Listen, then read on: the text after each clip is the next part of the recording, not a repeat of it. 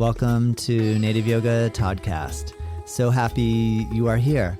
My goal with this channel is to bring inspirational speakers to the mic in the field of yoga, massage, bodywork, and beyond.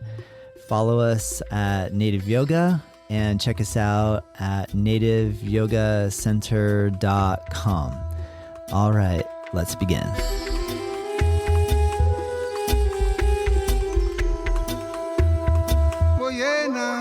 Hello, welcome to Native Yoga Toddcast. My name is Todd McLaughlin, and I have a very special guest for you today. Her name is Angelica Govaert, and she is a yoga teacher for many years, a yoga practitioner for many years, and she's also a successful online entrepreneur teaching yoga. And you may have already found her on social media at Yogalebrity.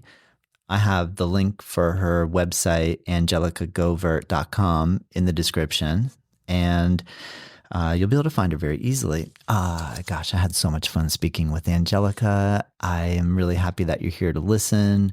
Why I think it's important to hear what she has to say. Well, if you are a yoga practitioner and or teacher, the insights that she gives into the world of the online entrepreneurial nature is very insightful. So whether you are thinking about starting an online yoga practice / business, or you could care less, I think there is so much wisdom that Angelica shares here in relation to the nitty-gritty details of how it all goes down. So if anything, it opens my eyes up to, hey, pay attention when you're watching and looking and see what's happening. And at the same time, you can do it. I can do it. You can do it. It's possible. So with all that being said, all right, let's get started. Angelica Govaert, here we go. I'm so happy to have this opportunity to both meet and speak with Angela Govaert. Angelica, sorry, I said Angela. Angelica, thank you so much for being here today with me. And I'm just curious, how are you feeling? How's your day going? Oh, it's good. It's good. Yay. Good. Every day above ground's a good day.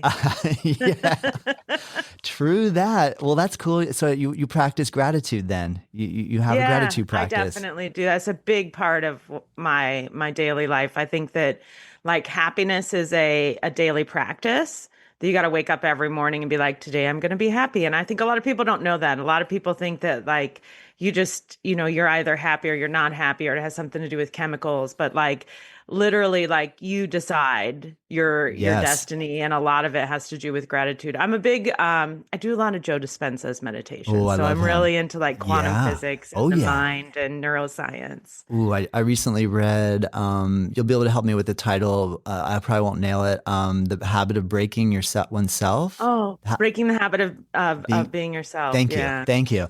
Loved it. I love the idea of like kind of visualizing where I would like to be. And as I take steps, I'm slowly walking or traveling into that sort of incarnation, so to speak. When I read that, I thought, wow, I was going through a really tough time, and I thought I'd really like to heal a little bit. And so I found that really positive and powerful. What sort of experiences have you had in breakthroughs with his work? Yeah, so a few years ago when I first started online, so I'm more known as Yogalebrity, and that's like it was kind of a joke between me and my teacher, and it just stuck. And so I wasn't sure if media, that was serious or if it was if you were just taking a little jab. I'm happy to hear that. Yeah, so it's everything's a little bit of sarcasm, but because there is no Yogalebrities, it's kind of like. Caesar's Palace in Las Vegas, Jay Sarno, when he made it, he didn't put an apostrophe because he said that it's not the palace doesn't belong to Caesar, but that all of us are Caesars, right? So it's everyone's palace, right? So I love it. It's kind of the same way. It's like we're all Yogalebrities, right? Like it's everybody's a Yogalebrity. So that's the name of my company. It's the name of my social media. But my name really is Angelica Govaert. And so I started online a few years ago. And when I first started, I dealt with a lot of imposter syndrome that I think a lot of people deal with. And I dealt with a lot of feelings of lack and not thinking like this couldn't happen for me. And that there was something mystical and magical about going online. Like, spoiler alert, there's not. It's literally like take these steps and you'll be successful. Now looking back, I'm like, oh, why was I ever like that? But I started to do a lot of study on meditation and like I'd been doing yoga for 40 years and a lot of what I did was asana yoga, and so I wanted to step into the whole meditation part of yoga and see, because they say that you can rewire your brain doing meditation. I was like, can you? And I was exposed to Joe Dispenza through that movie, What the Bleep Do We Know? Yeah, I remember. And I was like, well, I'm going to try some of this guy's meditations on YouTube. And we were living in our camper at the time and traveling. We'd been living in a sailboat, and then we moved into a camper and we were traveling around. And so I had a lot of time on my hands, and I'm trying to build this online business so I can have freedom, so I can travel more. And I decide that I'm going to do an hour meditation every day with Joe Dispenza. And I literally rewired my neural network to see myself in a completely different way. And it transformed my entire life. Like now, when I want to create something in my life, I decide, what does a person who has that already, how do they go through their day?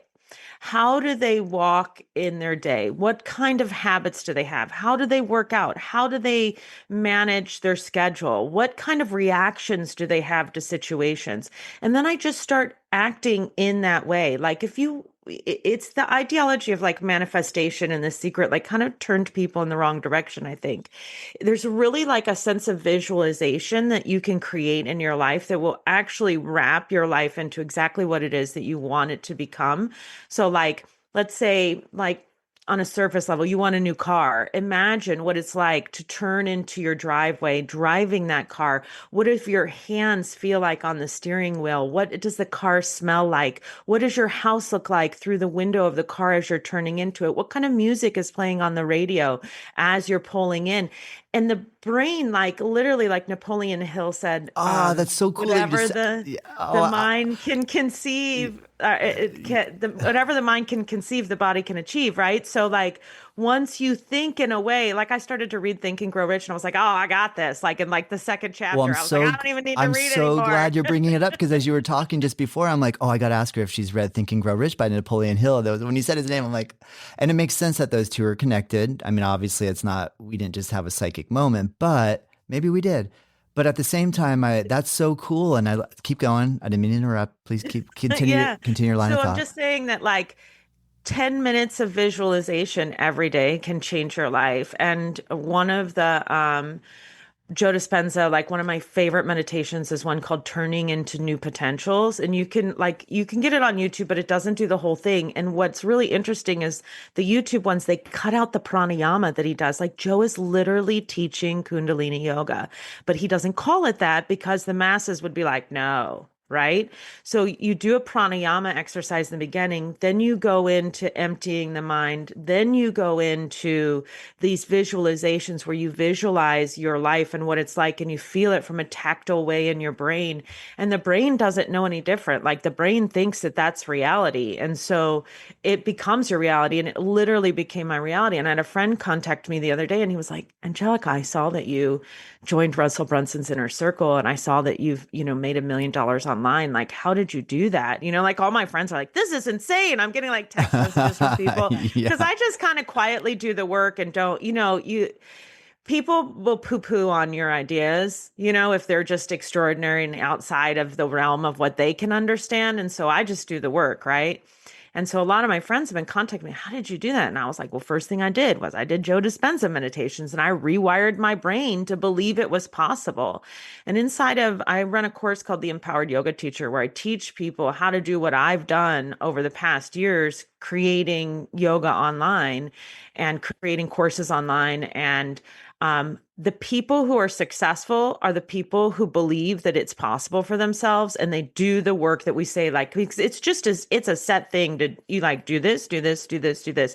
It's set. You create content, you build a landing page, you build email sequences, like you use the right software, like you do all this, you run ads, like, and people that do that stuff and they believe that it's going to work for them, it works for them. And people who get stuck in their brain and are like, "Yeah, I'm bad at tech, I have imposter syndrome," like those people always inadvertently they do wrong. They don't do as well. They inadvertently they don't do as well. But um one of the things I've noticed about people who don't do well in the course is they say, well, what are your guarantees? Can Mm, I talk to somebody who's already been successful? Let me I tell you need to right know. now, I need to this is know. how the world works. There are no guarantees in the universe. And if you have to talk to somebody else to figure out your success, you will never be successful. I am wildly more successful than most people I know, than all of my friends, right? Which was a problem, which was why I joined the inner circle with Russell Brunson, because I was like, I'm not around anybody that's achieving more than me. And now I'm around all these people that are like, just, it's insane. That room is insane what people are doing. But I think that people think that like somehow because somebody else did it, that means there's going to be a guarantee. And that's not how it works. Like we give you the tools to be successful, but you have to actually do the work. That is true of everything in life. That is true of everything in life. And I think people don't understand that.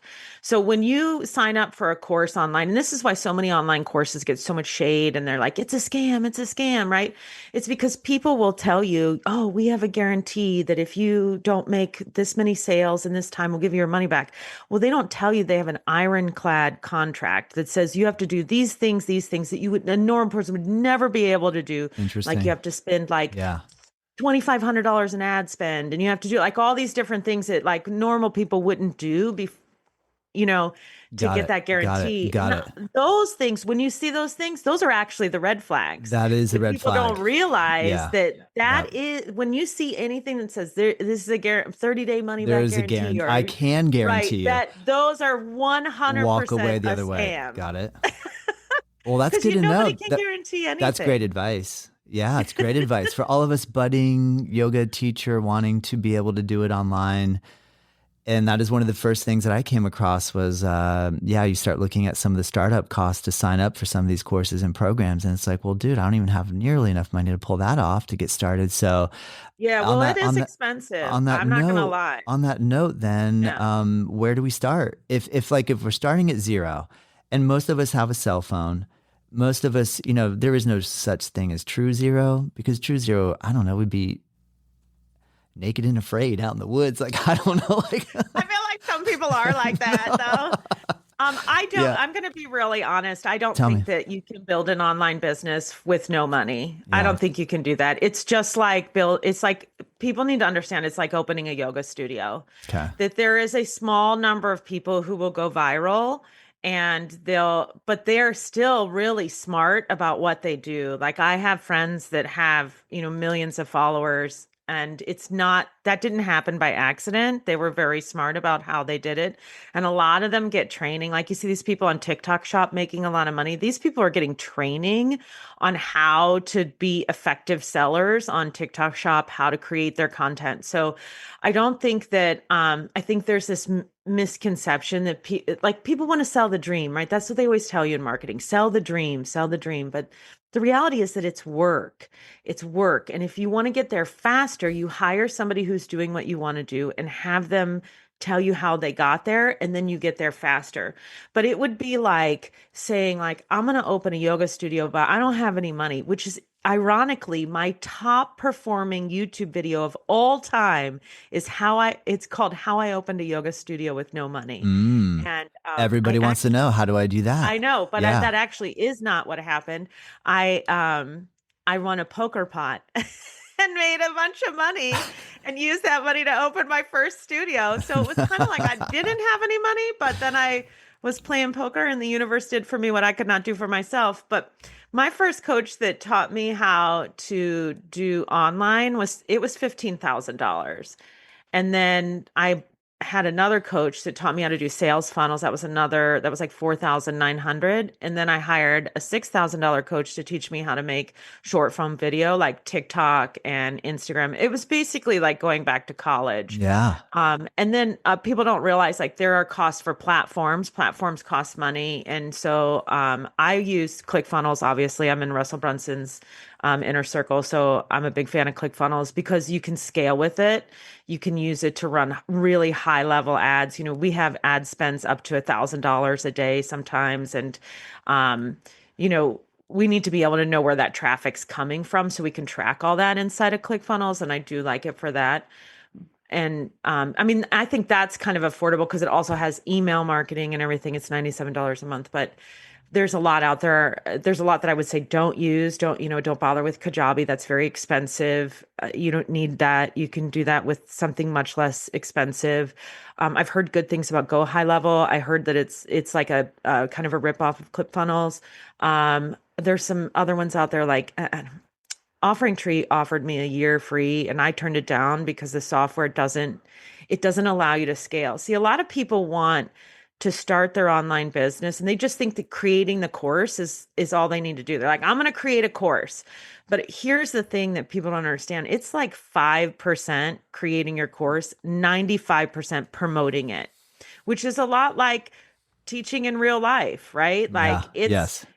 I'll say to people, you need to create 2 to 3 videos a day on Instagram, TikTok, and YouTube Shorts. And they're like, that's crazy. I'm not doing that. I'm like, then you don't want to make money online. Yeah. That's Yeah. what going online means is That's the promoting your work. business Yeah. online. Yeah. You can't make enough content. You could make 10 videos a day and that still wouldn't be enough. Yes. Like you Yes. and there's Well, ways to do it that are more manageable in your life and ways to like these people aren't just like filming videos all the time. I mean, and they kind of are, but also, you have a batching schedule, you schedule things out.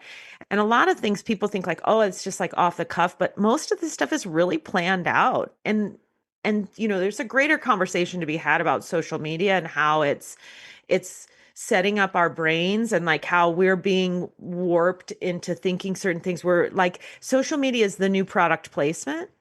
So yeah. like people Yeah. think like, oh, someone's genuinely sharing with me this because they like this or they have this certain viewpoint. But honestly, they've been paid, like lobbyists are paying people to create content on levels you would never even Wow. believe. Like a lot of It's stuff that I'm looking at, I just think this is just this basic person doing their thing. They're actually being paid by a company. oh It's like a yeah. paid testimonial, more or less, right? But Yeah. they're really good actors, and that's how they're making me feel that this is legit. So the people who lived behind me in my last house, they were really big influencers, and they have over 2 million on YouTube. They have over 1 million on TikTok, and then each of them have their own personal accounts that has over 1 million on TikTok. Plus, they have over I think 10 million on Facebook, where they make all their money from Facebook Reels. Facebook will actually pay you at some point, depending on your level of content creation. I'm paid by Facebook to create Reels on there as well. I don't really do it that much. You need a lot of views to make it worth it to make the money from that, but my friends do have that. And one of the things they do, they work for an agency and the agency writes the scripts for them and then they do the videos and they'll go in to work with the agency and they'll film hundreds of videos at a time.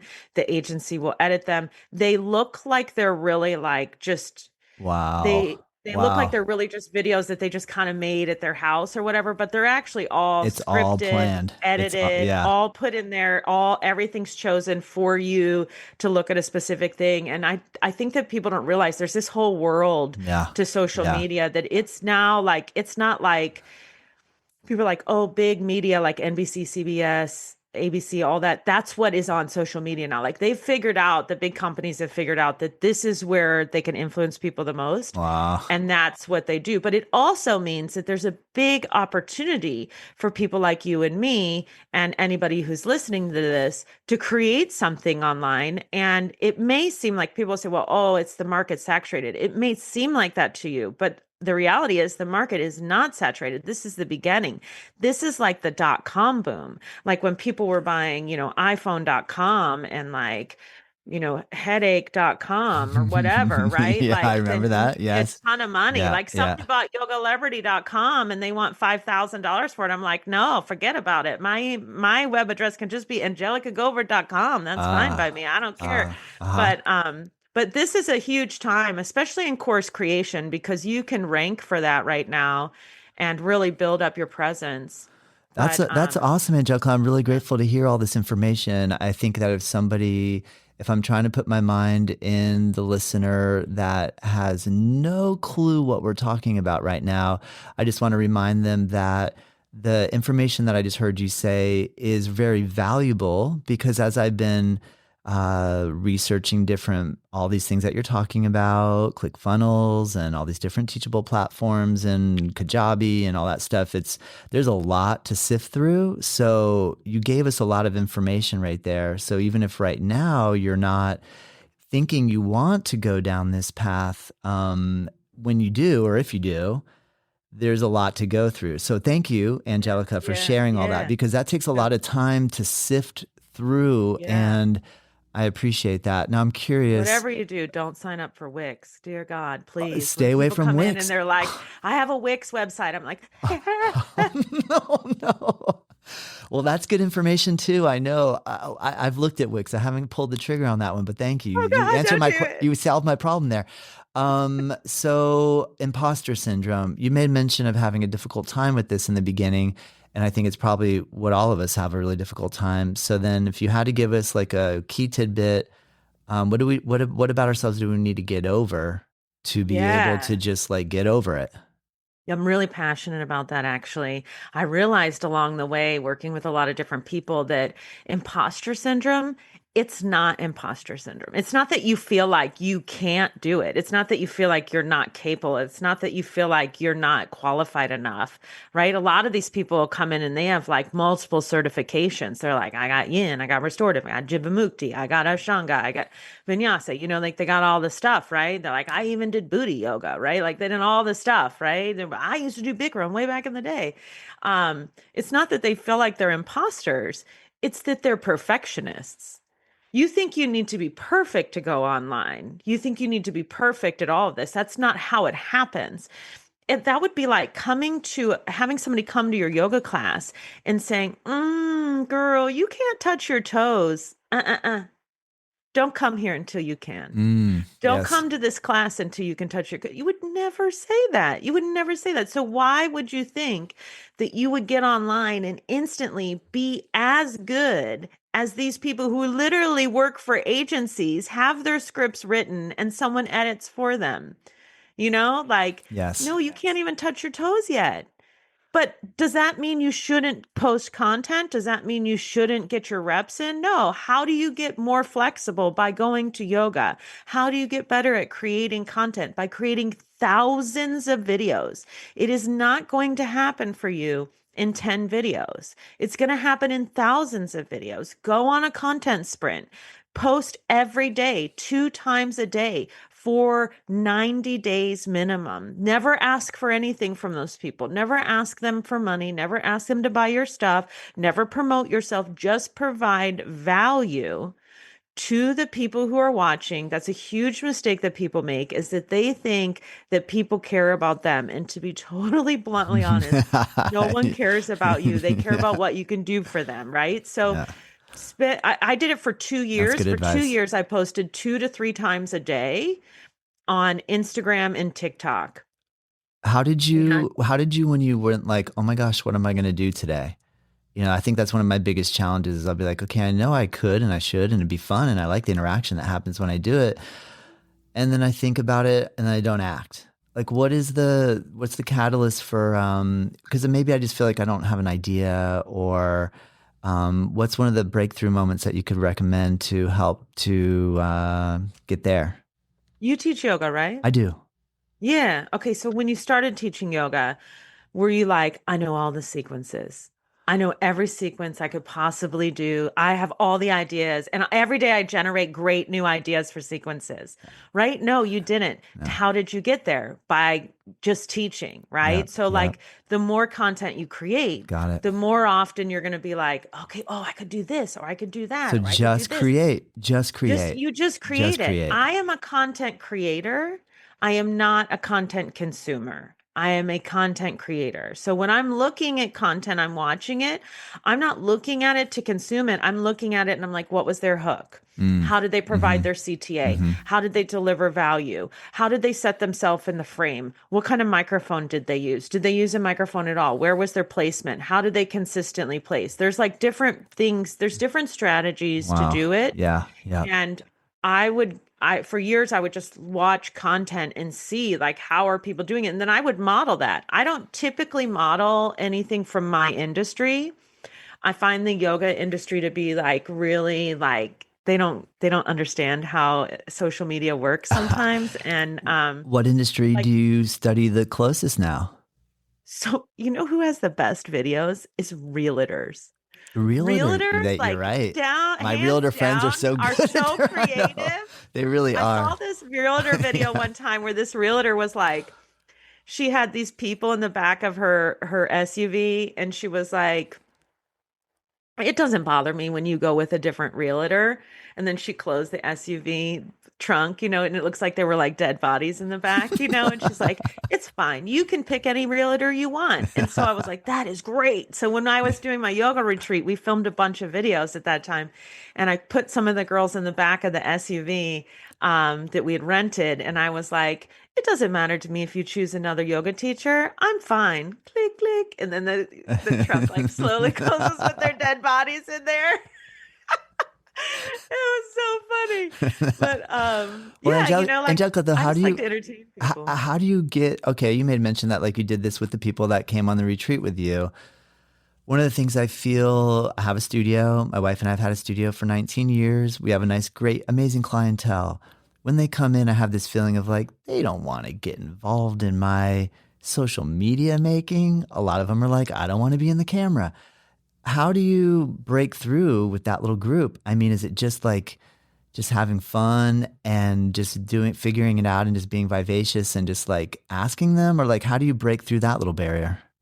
Yeah, I definitely think that one, I'm like, you've only known me a short period of time, but I'm very outgoing, and I'm kind of like one of those people that's like, I'm doing this. We should all do it. It'll be fun. Let's do it. Yeah. And Yeah. people are like, yeah, it will be. And they just kind of know that I'm crazy. Like I had this video that went viral where I was there was a guy who Daniel Rama, he does this video where he's like doing a very difficult posture, and but his manhood is very obvious. And so I stitched the video where I would go back and forth, him and me, but I put a squeaky toy in my yoga pants.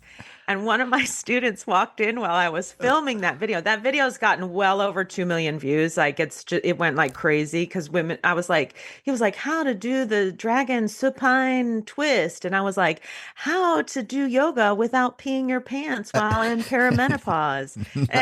Yeah.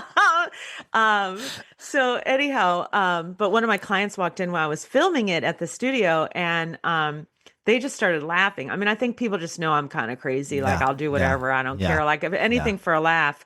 But I have noticed that my in-person students that were always in person go to the studio, their vibe really isn't online, that it's a different customer that's online. And I didn't think that online would be cool. Like I started my first online courses for online yoga teacher training, which is a highly competitive market. And I still did really well. So if you're thinking about going online and you're like, oh, it's too competitive. No, it's not. Like there's millions of people online, billions. Like you think you can't find 10 people to take your teacher training that will like you, like that's crazy Yeah. thoughts. Yeah. Yeah.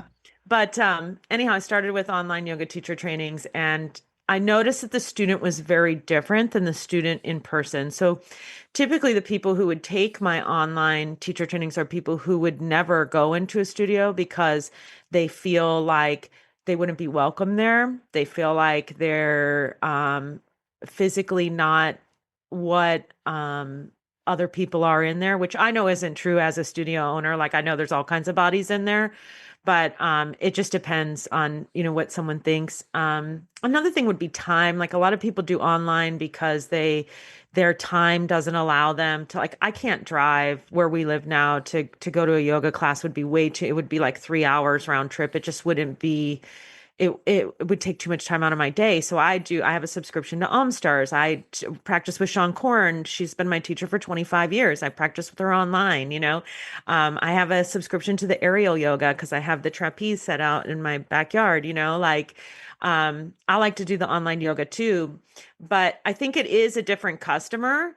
So the people who come to my retreats, like now, like I've been online for so long that the majority of my current customers are from online. And so they want to do that. They want to be That's cool. active in it. They want to be a Yeah. part of it.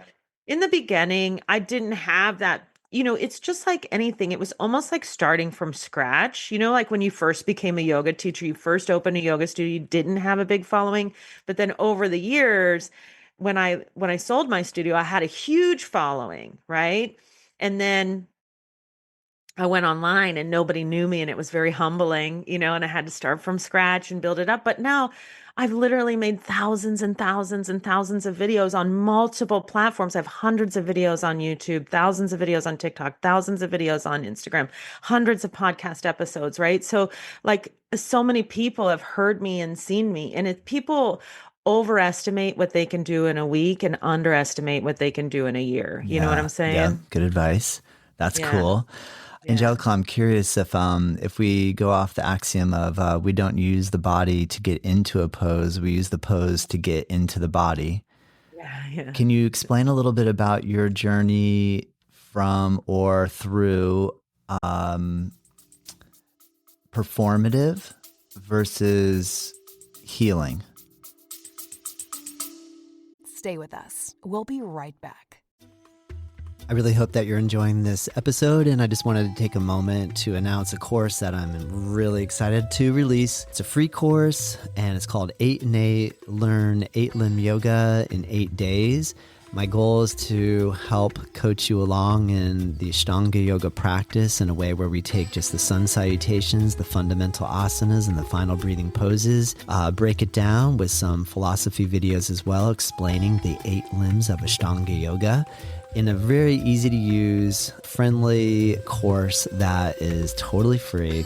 Click the link below, check it out. Let me know what you think. All right, let's get back to the episode.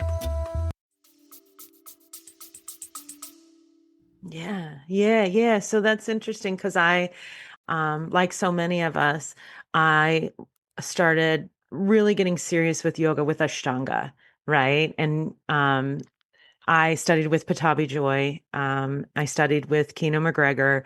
And I got my 300 from Doug Swenson, so I was in there, and I was always very strong. I struggled with the flexibility, but I could still do like, Ekapada Kondhyasana, and I could still do, like peacock pose. And, I struggled more than some of the other people with like the press handstand and stuff like that. But I could still do jump throughs and things like that, and as I got older, my body shifted, things changed, my priorities changed as I experienced traumas. My grandfather unalived himself during the shutdowns because he was depressed, because he was alone. He was in Michigan. He felt very isolated. Sorry to hear that. That was really traumatic for me. My mom passed away. My uncle died from colon cancer, which all that took like a toll on me, and it took a toll on my practice. And I really, like, after I sold the studio and then all that happened, I really walked away from my practice and did not practice yoga as much. And that's when I started to get into meditation. But now I'm coming back to a daily yoga practice again. And I find that I'm not doing like I wasn't like, let's just jump back into Ashtanga, you know? Or when I do Ashtanga, it's like a highly modified version of the primary series, right? And I have to say that Ashtanga really did like fix my plantar fasciitis. So, not Nice. mad about that. But I hear you. I think that like when we're younger, we're really focused on what we look like, and we're really focused on using the physical aspects of yoga to bring us to a physical space, to be attractive to a partner, to be attractive to ourselves, for like all of the outside things. But then when we get older, and especially when you teach for a long time, you've been teaching a long time, I've been teaching for 25 years. When you see like a lot of people come through and you see the transformations that are possible for people, you realize that it's not about forcing yourself into a pose. It's not even about alignment anymore. Like that's an individual ideology, and that, and I'm a hardcore alignment junkie, but I think it's more about like feeling where you're at today and just having a high quality of life, because life is short, and so when you're doing the practice, that's when it becomes more spiritual. Have you heard of Niels Buke? Do you know I have about the whole thing no. How with, do I spell that? um, Buke. What? it's How? Niels with an S, and then I think it's BU, um, let me just type it in here. Niels, Neils? K. I think no, Bukh, Bukh. Thank you. So Niels Buke was a Danish gymnast in the early 1900s. Okay, and he was born in 1880 and he died in 1950. And he did something called primary gymnastics. And there's a book called Origins of the Poses by a man named Mark Singleton, who I like desperately trying to get him on my podcast. He's retired. He won't talk to anybody. So if you can get him, let me know. That'd be exciting. But I heard he won't come on. I've tried so hard to get him I on. like He his won't do work. it. I've read some of his work. He's Yeah. amazing. Yes. So he exposed that asana yoga, the postures that we do, really are only like from the early 1900s. Like Krishnamacharya saw this primary gymnastics at the YMCA and he was like, oh, I could make some money on this by showing people yoga poses and getting money from that. And then he created what we see. And then that's why primary gymnastics, the primary series, Patabi Choi created that. And I really didn't know any of that. Yes. Up until that point, it was all Hatha Yoga Pradipika was the only postures. There's no postures in the Yoga Sutras. There's no postures in the Mahabharata or in the Bhagavad Gita or in the Vedas, right? It's just like 15 in the Hatha Yoga Pradipika, and they're all meant to prepare us for meditation. So when people say like, oh, you're not doing yoga, or, the poses or whatever, like the poses are just gymnastics, y'all. The poses are just gymnastics. So really the spiritual connection is what it's about. So I think for me, when you say like putting yourself into the pose or like having the pose become you, like it's a whole spiritual connection now. I realize now that like it has nothing to do with the posture. The posture is just an exercise. Yes. The real thing is in the mind, right? Amazing. Yes. Isn't that a nice thing about aging though? Yeah. I mean, there's a few kind of bummer things about aging too, but some of the nice things about it are like, oh my gosh, I'm like just on a different focus now. I'm not so hyper focused on the physical, and you get it'll go a little deeper. Well, that's amazing, Angelica. That's so cool. I know I recently interviewed Andrew Epler. Do you know who Andrew is? He was kind of cluing me in on some of the similar storyline of what you're talking about with Mark Singleton in relation to looking at one of the theories that had gone down in the Ashtanga Yoga world was that the Yoga Karunta was the text that potentially had the primary, second, or first, intermediate, and advanced series in it, but it just miraculously has been eaten by some mites, but then through further research and speaking with folks in the Mysore community in India, that pointing a little bit more to the fact that no, it actually was codified via Patabi Joyce, and that those sequences were actually created by him. So like what you're saying in terms of like, I want to practice yoga that's really, really ancient, because the really, really ancient stuff is going to be much better than the more modern stuff. And then the arguments that happen between, well, no, my style is more ancient than your style, so my style is better. And I think like what you're alluding to is this sort of then opening up into the world of none of that really matters. Yeah. Yeah. I don't know. Yeah. Yeah, I agree. None of that really matters. I know that can push buttons, but I think, so one thing I noticed online that happened, I was following you, and my wife actually introduced me to you because she saw you on Facebook, and she's like, oh, you got to check this post out. And, I know. Are you talking about the one where I do like an adjustment with reverse triangle? Yeah, exactly. Yeah. And I noticed somebody that I know, and I won't use names, commented and got a little upset with you about teaching a cis period. I don't even think it was Yeah. about teaching assist, whether you should teach assist in person versus if you should teach assisting out of person or online. And then we could go into a further discussion there, but that was more just like anger that you were even teaching assisting period. And with the argument that we should never touch anybody ever in a yoga room. And I really liked the way you responded. I think that's what attracted me to want to reach out to you is I liked the way that you, just your authenticity and your way of responding was very thorough and personal, but also, just like respectful, and which all those characteristics I appreciate. Can you talk a little bit about what you are witnessing as being a yoga teacher in person versus teaching online, and then the world of assists? How is that going down for you? Yeah. So, interesting that video, that ad, it's an ad, it's a paid advertising. And, that paid ad went viral, and that ad alone, that singular ad has made me $30,000 off of a $77 offer.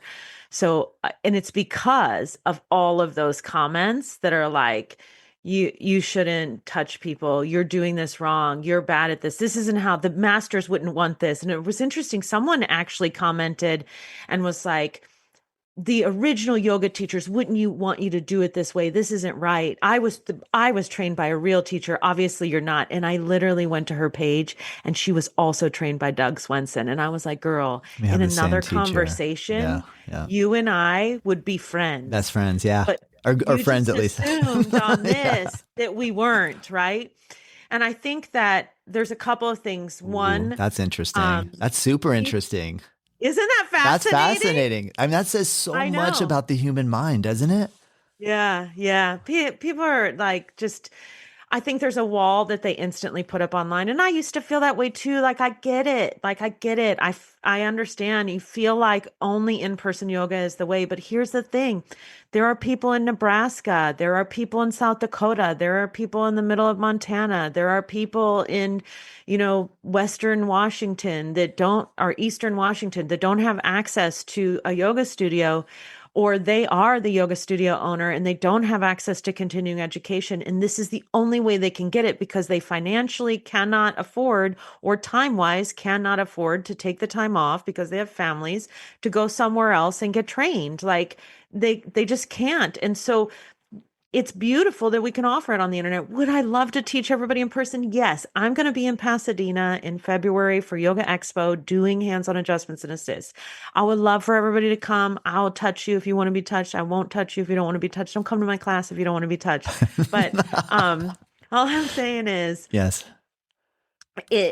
there are people that can't get that education any other way. It's just like when I started my 200-hour teacher training online. A lot of people were just so remote. They could never do an in-person training, or it didn't fit with their schedule and their work. We have to be realistic that people have lives. Like, why not use the tools that are available to us in a good way? And so what I realized is, I always also thought, like, you can't do hands-on adjustments and assists online. That has to be in person. It just has to be in person. And I was hosting a retreat in Costa Rica, and we were doing reels. And I always, whenever I'm together with a bunch of people that are yoga people, let's just film some video, like, we got to get video filmed. We got to get as much as possible. I need content. So you can never have enough content. So I was like, what can I do with multiple people? And I was like, I could do assists. I'm really good at assists. I could do assists. So I start just making videos about me doing assists, and the audience loved it. And they're like, I want to learn more. And I was like, whoa, what if we filmed a course on this? Would people like that? And we did. And it became one of my best-selling courses all time. And that course actually became the ideology to which we modeled the Empowered Yoga Teacher project that I do, where I help people build their own businesses online. We teach them how to create a simple course that you can sell on autopilot. You film it one time and then you promote it I filmed that course 2.5, 3 years ago, and we still sell it every day. It's still sold this morning. I sold 3 this morning, like, and I didn't do anything else. I never created any more content on that, like it's just the course that I made. Like that's the beauty of online. Yeah. What else is Yeah. amazing about Yep. online is you Yep. get to be your best self all the time. You just get to edit out all the times that you're not your best self. And people are like, she's so amazing. I'm like, no, sometimes I'm I'm really in a bad not. mood. Yeah. But it's hard when you're in person. Like, I'm sure you've done teacher trainings if you own a studio because it's the best way to stay afloat. But That's a big one. that's a whole other conversation. Well, But let me break you right there. Tired, Let me pause you right there before you say any more. I stopped doing teacher training in person, and without going into a lot of too much nitty gritty. I just had to push the pause button on that puppy, just I have to just pause that. And I'm figuring out other ways to make it work. And it feels so good to not think I have to do that. Like I want to do it because I love it, not because I have to do it. And I know work isn't always like that. We have to work because we have to, right? It's not because we want to do it. But I'm at a point in my life where I want at least 50% want to do it. And if it's such a struggle and people aren't fun to be with in that setting, then I got to pause it. So, but now I'll unpause our button and I want to hear what you have to say. When I did teacher training in person, there were some great experiences. The primary reason why I did it was to bring in income for my studio, but also to create more teachers for my studio because I was very particular about what the vibe I wanted at the studio and the style of yoga I wanted taught there. And also it's like a 10-week long interview. My trainings were typically 10 weeks long. So I knew if you're going to be on time, if you're going to be kind to my students, if other people were going to get along with you, if you're going to be a lot of work, people with big personalities that are like always have a complaint. I would never hire people like that. It's fascinating because at the end of teacher training, people would always be like, why didn't you hire me? I'm like, because your attitude was bad. You were late every single day of training. Why do you think I'm going to give you a key to my palace? You're never going to work for me. Great point. You have a bad attitude.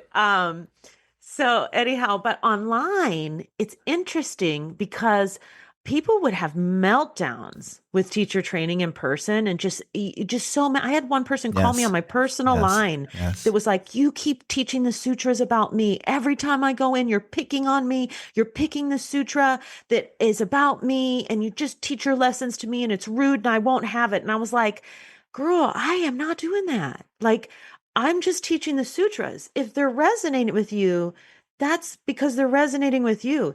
And what I've found online is that I don't get any of that. Wow. Because they go through the journey like the way I do all my online teacher trainings one-on-one because I don't think that group works. And I think that go at your own pace means go at no pace.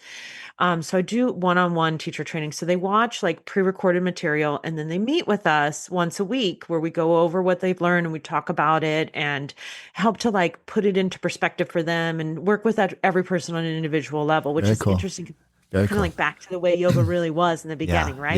Yeah. So, but one thing I found is no one's ever mad at me because of their self-realizations, right? Because they're like, they don't even think that because they're watching a recording they know that was recorded some time ago that isn't it can't possibly be about them. That's fascinating. But in person, they're always thinking it's about them. And it's really fascinating, right? Like it's been so much less stressful to teach online. I have to tell you as a studio owner for 10 years. Thank you for that, Angelica. I love online. Thank you for that. That's very encouraging. That's a really cool insight. Wow. Fascinating.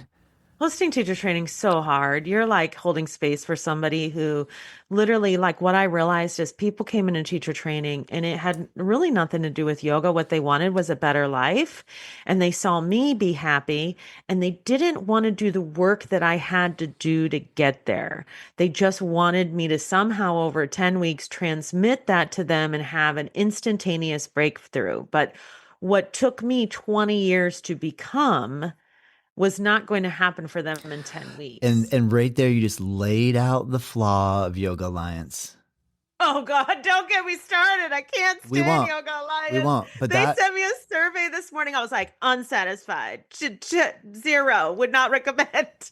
I mean, that just lays down you hit the nail on the head with that.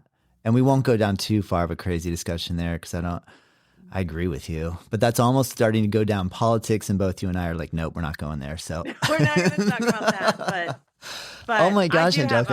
I have a whole Yeah. podcast episode on Yoga Alliance Yeah. and how much I don't like them. But Yeah. it's hard. On I'm the other still, side of that, let me be honest and transparent. I'm still affiliated. So yeah, no, still pay I them did every pay my year, dues. So yeah, $650. yeah, more than that for me. So, but, and, that's maybe someone listening and say, well, why are you doing it then? If you're going to complain, why are you doing it?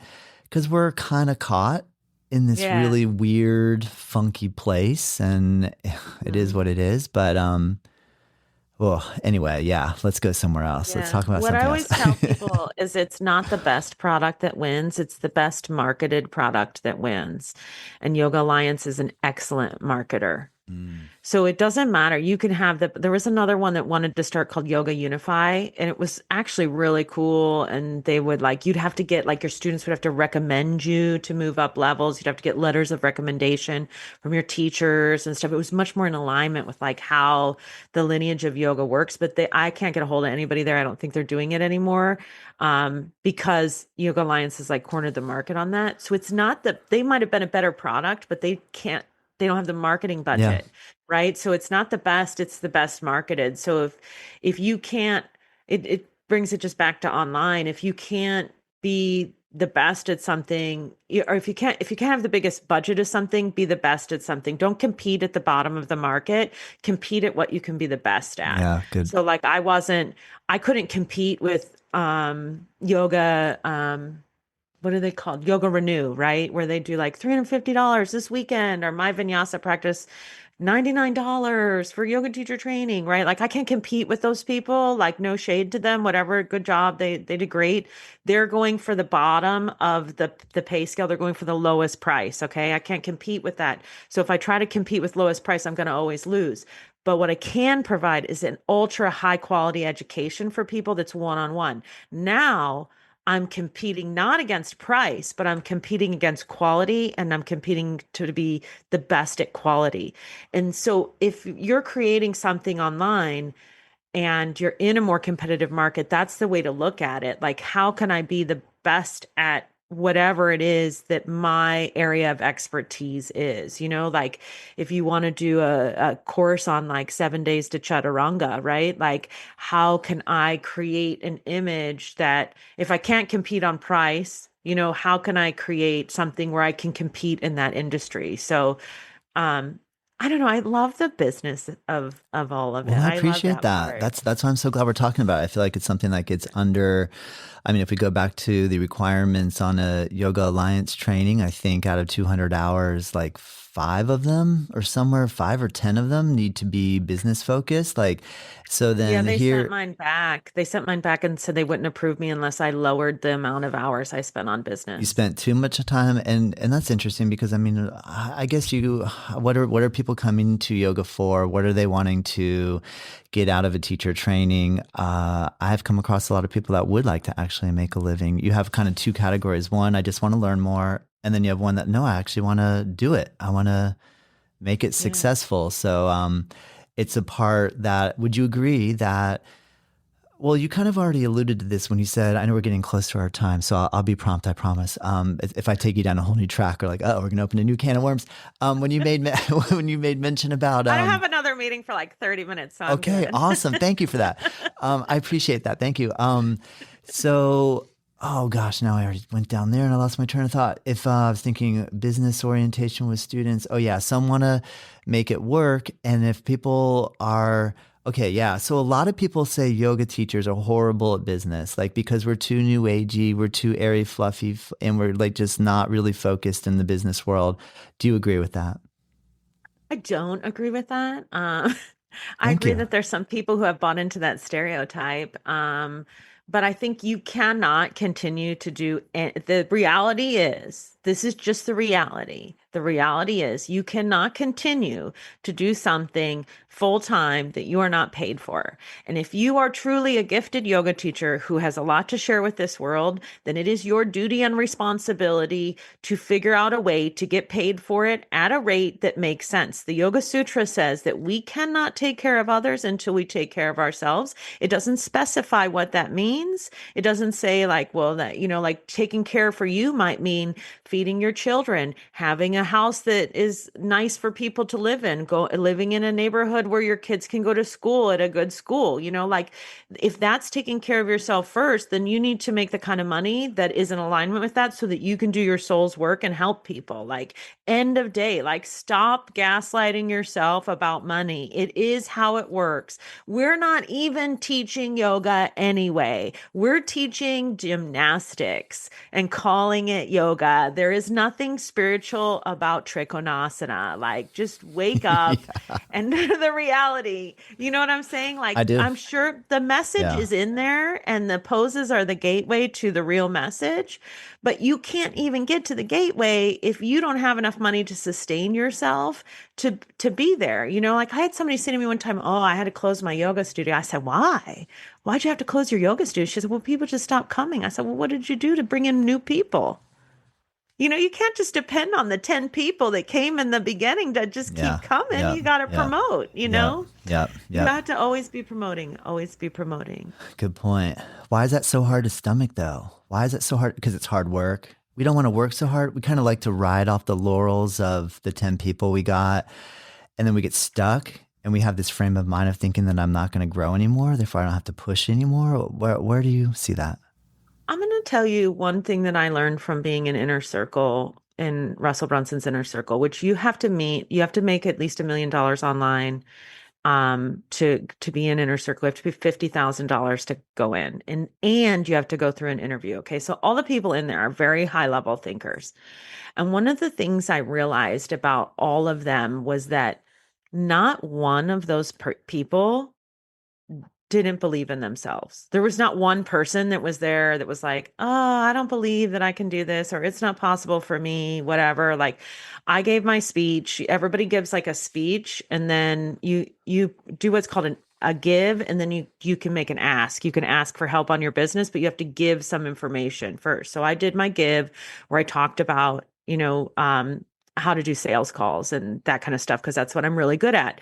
And I've been selling since I worked at the Limited in the 90s, And so anyhow, at the end, I asked, we want to scale our business. And Myron Golden, I don't know if you know who that is. He's a big marketer. He was like, you sound to me a lot like Alex Hermosi. And have you heard of Alex Hermosi? I'm writing these down. I'm writing down on research marketer, after. Huge marketer. Say his name again. Say the last one. Alex Hermosi. Thank you. Okay. Alex is the guy who does Alex's video lived next door to me. So I'm like surrounded by all the internet people. So anyhow, Myron said, you sound to me like Alex Hermosi, and gave me advice. And my first thought was like, oh wow, he's comparing me to Alex Hermosi. Like he sees that I have that kind of potential in me, right? Like my first thought wasn't like, oh, I could never be as good as Alex. Like, no, I didn't even think that, right? And everybody in that room was like that. It was so awesome to be in a room of people that no one was standing in their own way. See, when we're saying things like, I can't do that, and it's not, you're like thinking like everybody else. You're thinking like everybody else. We've been programmed to think a certain way. Right. And that's how everybody thinks. And if you go out of that, you're super gaslit. Like, oh, you can't do that. That's why you got to work in silence. That's why my family didn't know what I was doing. My cousin contacted me a couple months ago. He's like, hey, sis, what you been up to? What have you been doing? Like, what do you do for work? And I was like, oh, I'm an influencer. He didn't know? He had no idea. I was like, I have 30,000 followers on Instagram, and I run, about $1,000 a day in ads, and I help yoga teachers build online empires. And he's like, you what? And he started watching my videos. He was like, what? And then I posted that I got in Russell Brunson's Inner Circle, and all these people have been texting me like, whoa, girl, I didn't know that you were doing that. And I was like, that's because I didn't tell you. Because if I would have told you, you would have told me how it wasn't possible. If I would have told you, you would have told me how it wasn't possible. You know how the people around you do that? But the reality is that whatever the mind can conceive, the body can achieve, right? So you have to be your biggest cheerleader. Stop standing in your way. That's what everybody's doing. They're standing in their own way. You got to just get out of your own way. Stop focusing on what you can't do. Stop focusing on what isn't working. Focus on what is working. There's no such thing as failure. I just learn. I'm just learning new things. The people who win are the people who fail and fail and fail and fail and fail. Richard Branson had 8 failed businesses before he made Virgin Airlines. Richard Branson was at a point where he was like, I can stick with Virgin Records, which I love, and that's what my heart says, and I want to do that. Or I can stick with the airlines and go full force on Virgin Airlines. And he decided to do Virgin Airlines. Now imagine if he had decided to do Virgin Records, how that would not have made it, because DVD or CDs went out of the way and everything became digital, right? And that business would have ended up closing, right? So there's like just this tenacity of keeping going that people who are successful online have. People who are successful in person. When you own a studio, it's the same. You're saying to me, you're like, I don't want to do this model anymore, but I still want to have my studio. So how can I transition into something that makes more sense for my studio financially? Yeah. But you're not saying to me, I'm going to give up and close my studio because I don't want to do teacher training anymore, right? Like that's a whole different thought process. So don't say like, oh, I'm now good at making content. Nobody wants to watch my videos. I'm not getting any views. You made 10. You made 10 videos.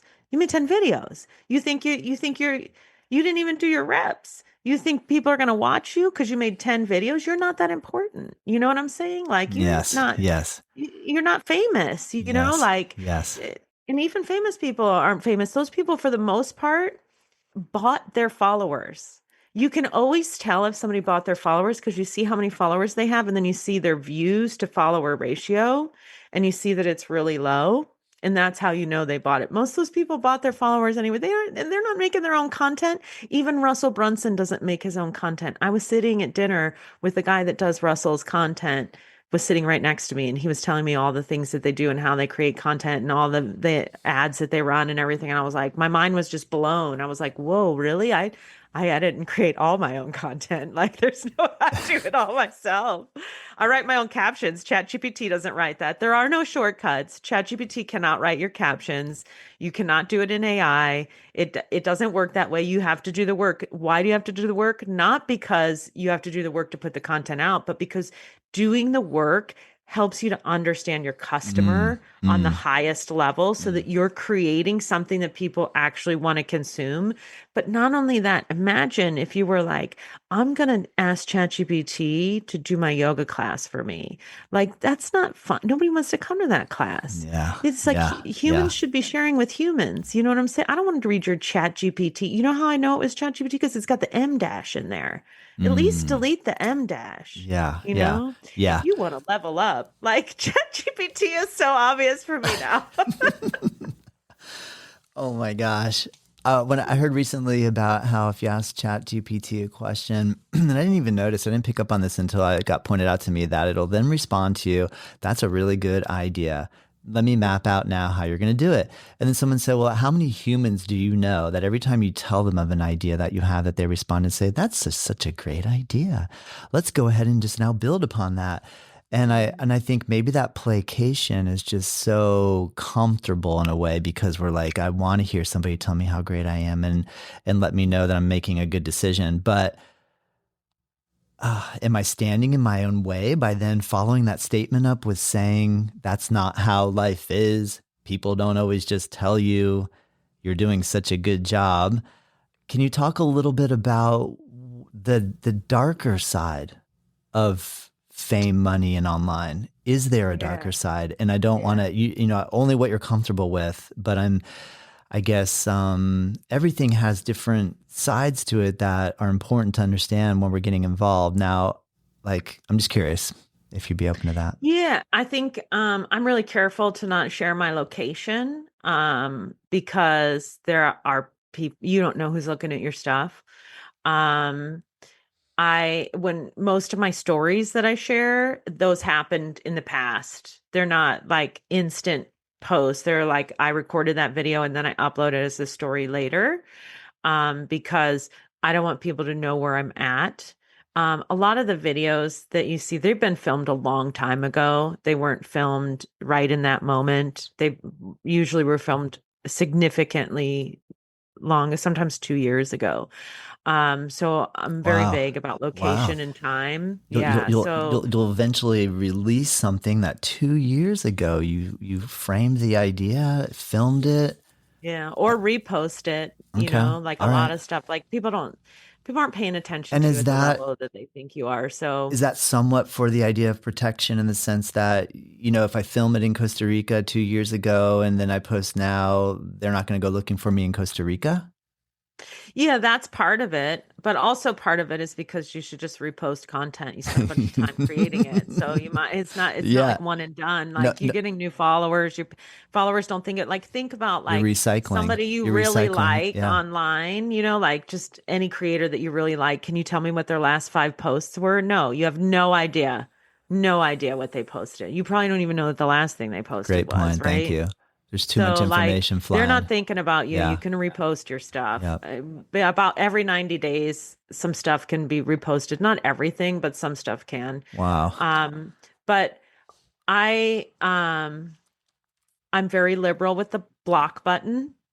If somebody says something that I don't like, I just block them. There's this incredible feature on Instagram that a lot of people don't know about where you can block someone from commenting. So like if someone's like going crazy town on comments and like some of it I'll allow because it does push me out further. So it's like every time you get a hater, like you're like, oh, cool, great. You just put my video in front of more people. Every time somebody tells me I'm doing an assist wrong or incorrectly or I shouldn't be touching somebody, great, awesome, thanks. You just made me another sale. I appreciate you, you know. Interesting. But Yeah. Oh my God, it's crazy insight. I just don't know all this yet. yeah. I mean, that, Yeah. So, um, but if they get really like over the top, like I had somebody the other day, her name was Christy, and she was like, "You fat hog, you have no right teaching yoga. You're disgusting." And that really took it way too far. So what I did was I screenshot her comment because and then she posted all these pictures of this is what a real yoga teacher looks like. And it was her, you wow. know, but Whoa. she wasn't smart enough to Wow. not post the studio that she works at in Mm. their logo in one of the pictures. So I blocked her, deleted her comment, took a screenshot of it though, put it on my personal Facebook and tagged the studio that she worked at and was like, "Oh, hey Christy, did this studio know that that you feel this way about other yoga Ooh. teachers?" Whoa. Yeah. And then let the studio owner realize, hey, this is what my employees are doing. Yeah. That's not Yeah. that's not Cause going to people, help it's inspire people to come in and practice all class, creed, yeah. color, size, what belief, whatever. You were wanting to keep an open door, like let everybody Yeah. experience this. So, Yeah. And wow. when people say I feel like I'm too fat to go to a yoga studio or I've been judged at the yoga studio, that they have. They Yeah. have been. Yeah. They have Yeah. been and they've been judged by people like Christy. Yeah. But when people get out of hand like that, then I'll just block them because there's Wow. no need for that. And the other thing is this is really important to understand.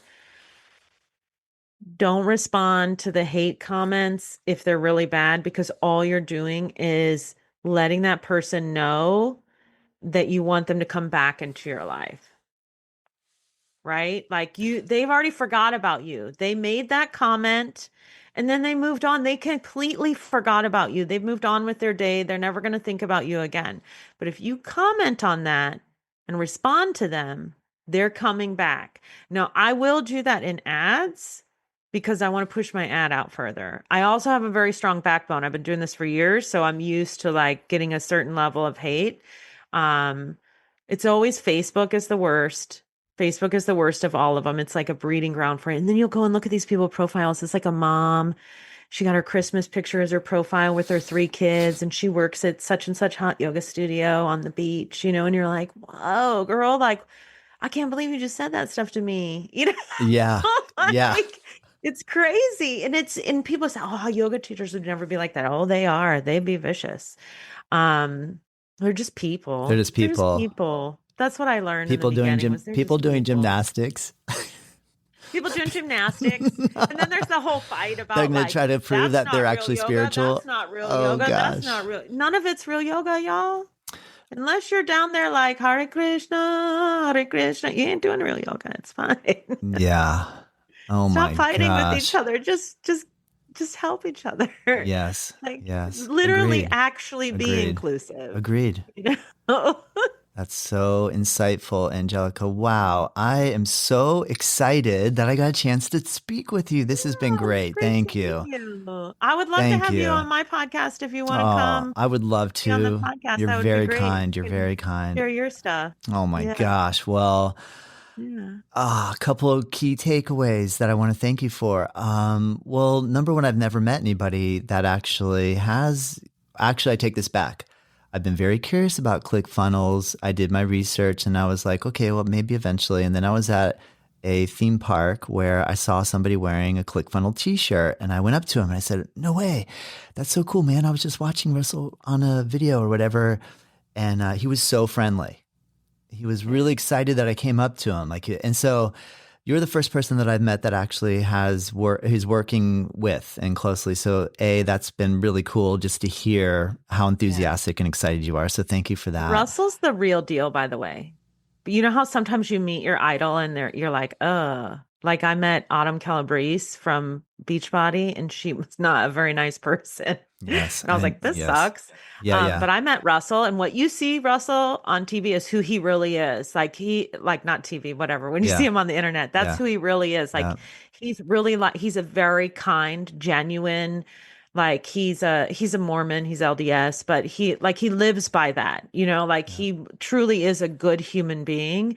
And I have never experienced that before on that level. It was incredible to meet him. I'm so grateful. I'm inspired by him all the time. Well, I was really excited to talk to you after I saw when we email corresponded that we had to wait a little bit of time until after you had a meeting there. So I was excited to talk to you about that. But thank you for sharing all that. And I appreciate your honesty and just forthcoming and your excitement and passion. And I do feel motivated and I'm going to attempt to try your idea of just post 2 times a day. I'll do it for a week at least. And then I'll get back to you and say yay or nay. Yeah. But thank you for 90 that. Days. Yeah. 90 days. 90 days. Do it for 90 days. You can't sell anything. Just post and just share. Just share posts. Okay. Just share experience. I'll take on your challenge. I'll take on the challenge. And I appreciate being pushed a little, encouraged. Thank you so much. So I really enjoyed this, Angelica, and I look forward to I'm glad I get to meet the person and that, like you said, like when you get a chance to meet somebody, you watch them, like, is that really them? And I'm so happy that you are nicer, even better than what I mean, you know what I mean? You do a great job, but like when you said you can edit out your bad stuff, I kind of almost don't, I'm sure you have it, but I don't know. I feel like you're being pretty honest and real. So thank you. Yeah. I'm Sagittarius. I'm very straightforward. I couldn't lie if I wanted to.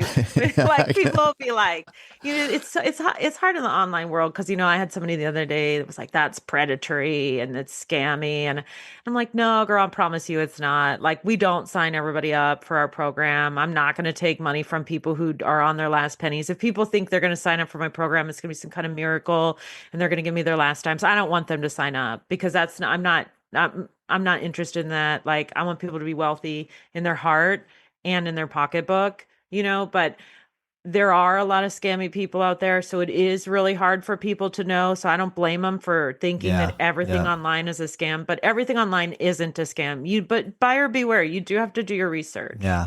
Yeah. Good advice.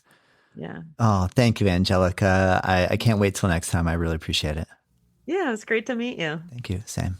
Oh, what'd you think? I really enjoyed this. And I need to be pushed and motivated to keep creating content. And I really enjoy the process. But meeting someone like Angelica Govaert gives me a lot of motivation. So I hope, though, some of the insights came through for you and you can find them applicable. My goal at this show is really just to put information out here for you so you can sift through and see what resonates.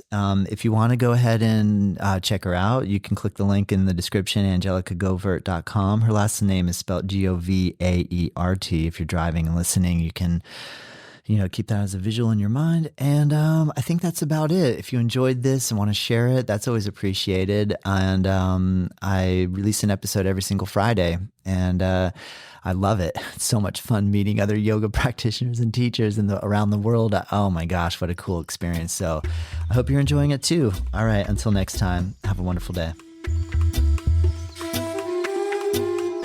Native Yoga Toddcast is produced by myself. The theme music is dreamed up by Bryce Allen. If you like this show, let me know. If there's room for improvement, I want to hear that too.